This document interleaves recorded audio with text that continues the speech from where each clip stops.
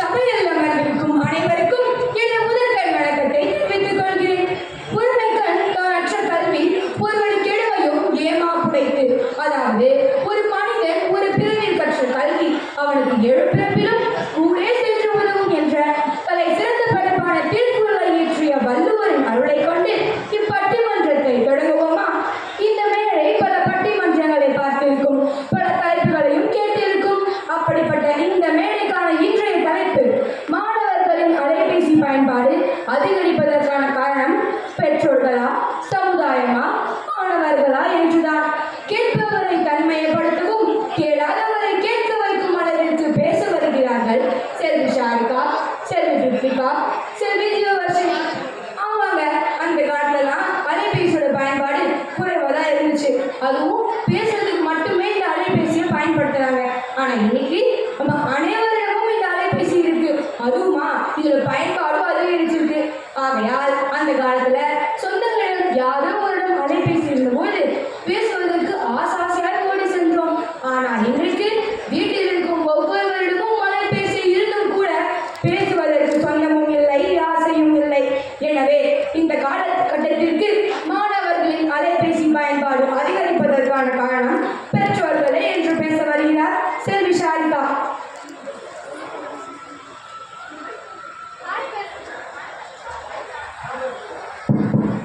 அனைவருக்கும் இணைய காலை வணக்கம். இன்று எங்களின் பட்டிமன்ற தலைப்பு என்னவென்றால் மாணவர்களின் அலைபேசி பயன்பாடு அதிகரிப்பதற்கு காரணம் பெற்றோர்களா, சமுதாயமா, மாணவர்களா? நான் பெற்றோர்கள் தான் என்று ஆணித்தனமாக பேச வந்தில்லை.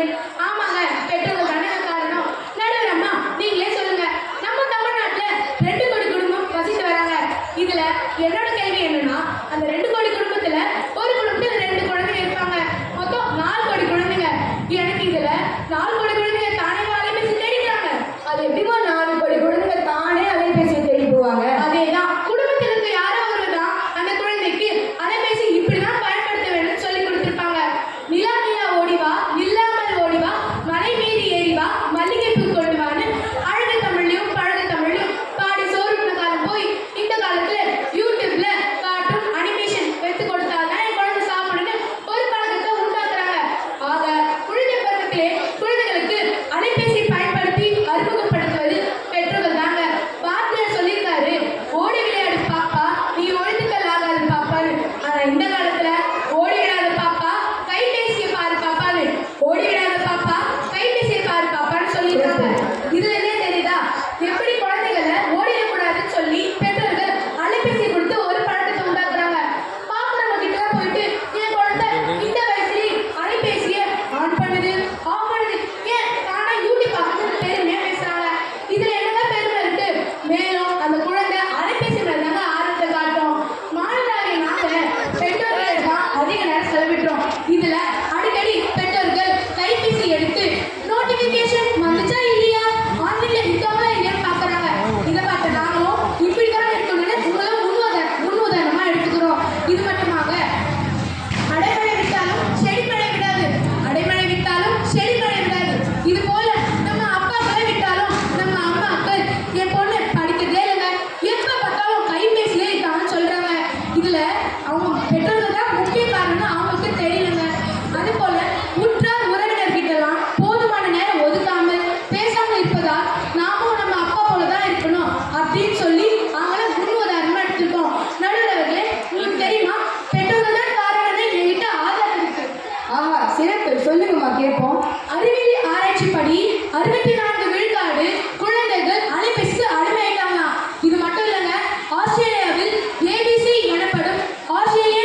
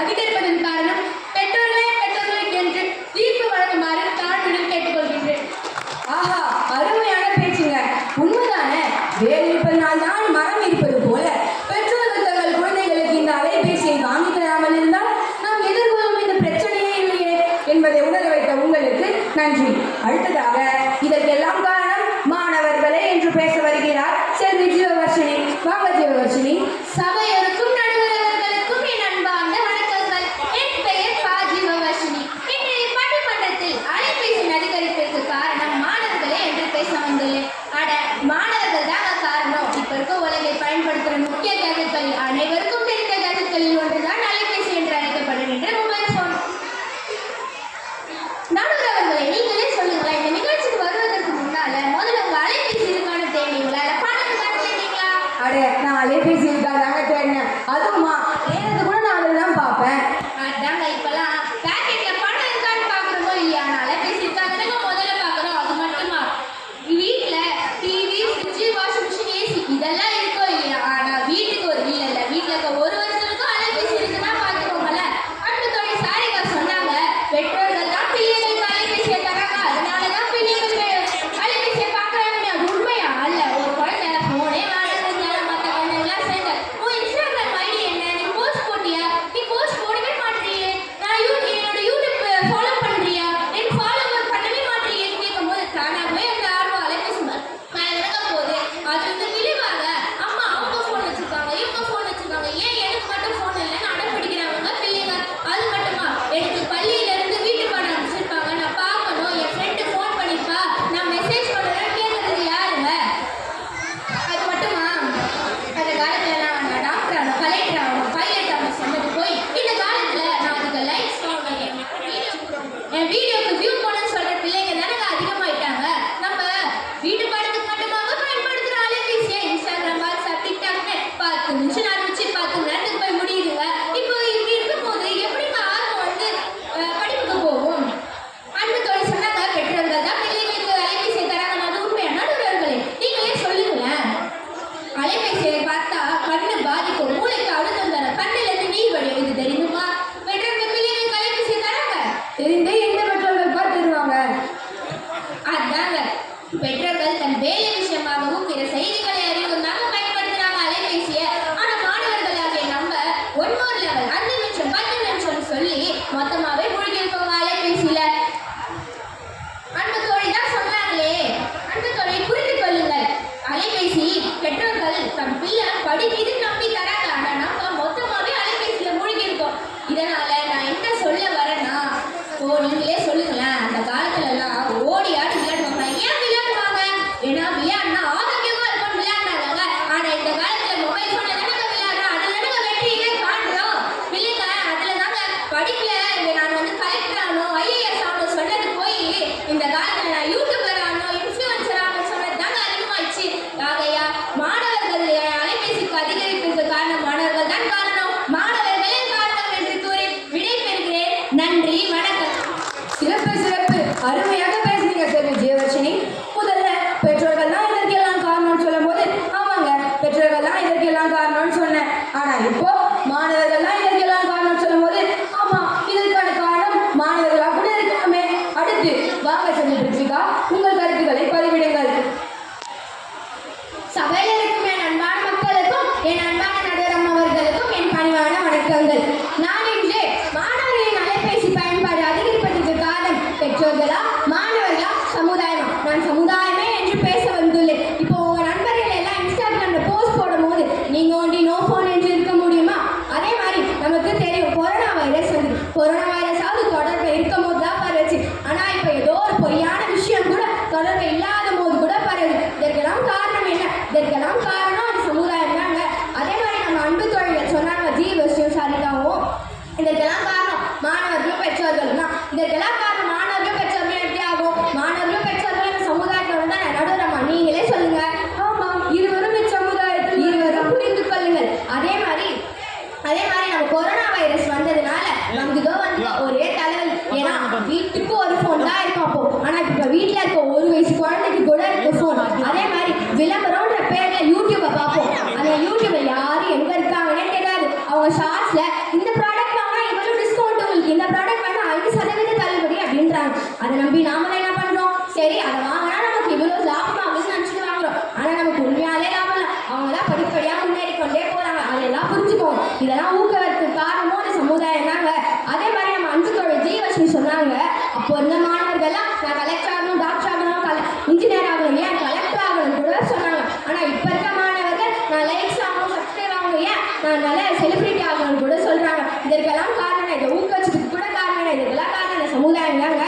அது சிறிது காலத்துக்கு முன்னாடியே ஒரு விளம்பரம் வந்தது, TV, fridge, washing machine, AC எல்லா பொருளும் வாங்கிட்டு. ஆனா அதே வேலை அலைபேசி அவங்க சிறந்த இடம் வரும். அதே மாதிரி 2 நாளைக்கு முன்னாடி நான் ஒரு வீடியோ பார்த்தேன். அதில் யாரோ ஒரு அம்மா எங்கேயோ இருக்காங்க, அவங்க குழந்தை 3 மாச குழந்தைக்கு அலைபேசியை காமிச்சு சோறு ஊட்டிருக்காங்க. அதை பார்த்த மற்ற தாய்மார்கள் என்ன பண்ணியிருக்காங்க தெரியுமா? ஓ, அப்போ 3 மாச குழந்தைலேருந்து 3 வயசு குழந்தை வரைக்கும் அலைபேசியை காமிச்சா நல்லா சாப்பிடும்னு நினைச்சிட்டு அலைபேசியை காமிச்சு சோறு ஊட்டிருக்காங்க. இதெல்லாம் ஊக்குவிக்கிறதுக்கு காரணம் என்னங்க? இந்த சமுதாயம் தானேங்க. அதனால இந்த சமுதாயமே என்று சொல்லி என் உரையை முடிக்கிறேன். நன்றி, வணக்கம். சிறப்பு சிறப்பு, அருமையாக பேசுனீங்க செல்வி பிரித்விகா. மூவரும் அவரவர் கருத்துக்களை அழகாக வெளியிட்டீர்கள். இதில் ஒரே ஒரு விஷயம் மட்டும் வெளிப்படையாக தெரிகிறது. என்னவென்றால், இன்றைய காலகட்டத்தில் மாணவர்கள் உடலில் செல் இல்லாமல் கூட வாழலாம், ஆனால் செல்போன் இல்லாமல் வாழ முடியாத நிலைமைக்கு ஆளாகிவிட்டனர். இவர்களின் 6வது விரல் என்றே இந்த அலைபேசியை சொல்லலாமே. சற்று கூர்ந்து கவனித்தால் நம் வீட்டிற்கு வெளியேற்பவர்கள் தான் சமுதாயமும் மாணவர்களும். ஆனால் பெற்றோர்கள் நம்முடன் நம் வீட்டில் இணைப்பிரியாது இருப்பவர்கள். அப்படிப்பட்ட பெற்றோர்களின் கடமை என்ன? சமுதாயத்தில் நடக்கும் நன்மைகளையும் தீமைகளையும் தங்கள் குழந்தைகளுக்கு அழகாக எடுத்துரைக்க வேண்டிய கடமை. ஆகையால் எடுத்துக்கொண்ட தலைப்புக்கு சீராக, சிறப்பாக, செம்மையாக பேசியது அனைவரையும் மயங்க செய்தது. எனவே மாணவர்களின் அலைபேசி பயன்பாடு அதிகரிப்பதற்கான காரணம் பெற்றோர்களே பெற்றோர்களே பெற்றோர்களே என்று கூறி எனது தீர்ப்பு விடைபெறுகிறேன்.